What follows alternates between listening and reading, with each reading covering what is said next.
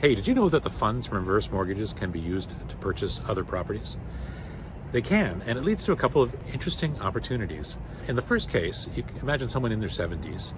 They can take a reverse mortgage on their property. Now, we're assuming that the property is like $1.5, $2 million, something like that. And they can use those funds to buy a property they want to downsize into outright, and then take their time. So they can take 6 months, a year to find and buy the property and then renovate it and do whatever they need to do. And then once they get into that property, fix up the old place and sell that and pay everything off.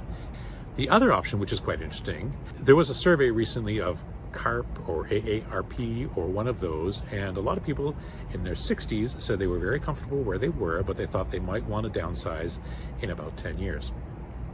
So using a very similar strategy, they could get a reverse mortgage, buy the place to downsize into today at today's rates, and then rent it out for 10 years.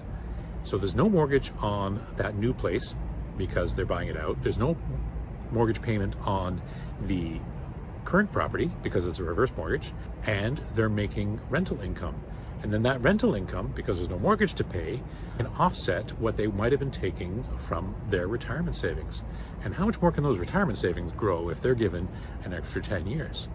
So after 10 years, or whatever that time frame is, the main property has appreciated, the rental property has appreciated, and their investments have appreciated. So it's a pretty good scenario. And anyway, if you have any questions, give me a shout.